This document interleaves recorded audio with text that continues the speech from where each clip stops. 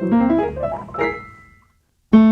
called her frivolous Sal, a peculiar sort of a gal, with a heart that was mellow, and all-round good fellow was my old pal. Now, the name of this song is My Gal Sal, or just another lemon in the slot machine of life. You've heard of girls with Garbo's face, Taylor's body, and Dietrich's legs? So have I, but I always get the kind with all the leftovers. Take my ex-girlfriend, Sal Schmuggelmeyer. Kind of a funny name, Sal. I'll never forget the first time I saw her. I was sitting in McDonald's having a breast of pheasant under glass when she walked in. I could tell right away she was a lady. I could tell by the way she dunked her donuts. She never dunked them beyond her knuckles. And she looked so happy sitting there with a light in her eye, a dimple in her cheek, and a rhinestone in her navel, just as though she'd stepped out of Playboy at the publisher's request. And what a figure. You've never seen so many curves. Too bad they were all on one side. I could tell right away she's trying to make an impression. I could tell by the way she kept putting her best chin forward. Before I knew it, she gave me the eye. I just polished it and gave it back. Then she spoke, and her voice gurgled with love, passion, and 7-Up. It was love at first sight, sort of an optical delusion. We left the restaurant and strolled down the street. Gee, it was romantic. In those days, I used to walk with a strut. She walked with a jerk. I looked up at the stars and asked her if she liked astronomy. She said, "Nah, I don't go for that kosher food." Oh, a real lady, no doubt about it. On our first formal date, she showed up exactly 9:15. I know because that's when the clock stopped. She said she was wearing a snood. From the back, it looked as though she were trolling for a mackerel. From the front, it looked as though she'd caught one.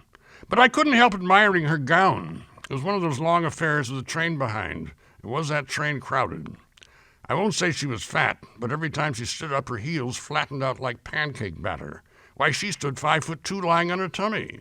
Not that I mind a chubby tummy, but it got to be embarrassing. Every time we got in a cab, the driver would take us to the hospital. Well, her figure wasn't much, and her face was no exception. She had the kind of a face only a mother could love. A nearsighted mother. What a face. When she walked into a room, mice jumped on chairs. I won't say she didn't have any teeth, but on Halloween she was the only one who bobbed for applesauce. She said she was a showgirl, but I didn't believe her. She didn't have anything to show. Then I found out she left the circus. She had to. She shaved. But what a wardrobe. One day she wore a red dress, and I'll never forget how she looked. Like a bow-legged fire engine. What bow legs? She looked like one bite out of a donut. You could tell she came from Texas. She carried those wide-open spaces with her. She's the only girl I know who can walk down a bowling alley when the game was going on. I used to hang her over the door for good luck. But she wasn't born bow-legged. She got that way through stubbornness, refused to walk around fire hydrants. In spite of it all, she was a very popular girl. She had dozens of men at her feet. Every time they took a look at her face, they were at her feet again. Christmas came around, and I bought her a bottle of rare French perfume. You've heard of Christmas Night, Arpège, Chanel No. 5? This was 3 days in a locker room. She was so grateful she broke down on my shoulder and cried. I had to stop her, though. She was shrinking the pads. Only one thing bothered me. She kept talking about marriage and diamond rings and marriage. The kid had rocks in her head. She always said she was unattached. I didn't believe her until her stockings fell down. One day she snuggled close and said, "Have you ever thought of us walking down the aisle together?" I said, "I sure have," so we went to the movies. She wasn't hard to please. She just wanted a husband who was strong, silent, and full of grit. I said, "You don't want a husband, you want a deaf and dumb garbage collector." Well, one day her parents threw a party. It was a lovely affair. Her mother came up to me with a tray and said, "Would you like a hot cookie?" I said, "Not tonight, kid. I've got a date." Then we went to my father's house. My father whispered, "What kind of a girl is this? She's fat, bow-legged, pigeon-toed, toothless, and ugly." I said, "You don't have to whisper. She's deaf, too." "Oh, this is the kind of a girl you'd bring home to mother, in a cage." Then, like all good things, it came to an end. She was heading for a great career in show business when tragedy struck. One night she opened her mouth to sing, and one of Fink's mules put his foot in it. I'm telling you, it brought tears to my eyes watching her gum up that song.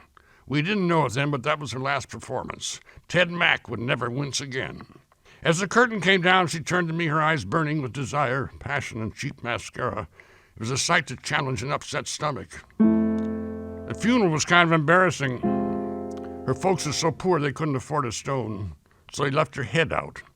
But now it's all over, and every week I go out to the cemetery with flowers, 4 roses. She was a good kid, she had what it takes, but nobody wanted to take what she had. Just another waiter in the swimming pool of life. A wild sort of devil, but dead on the level, was my Gal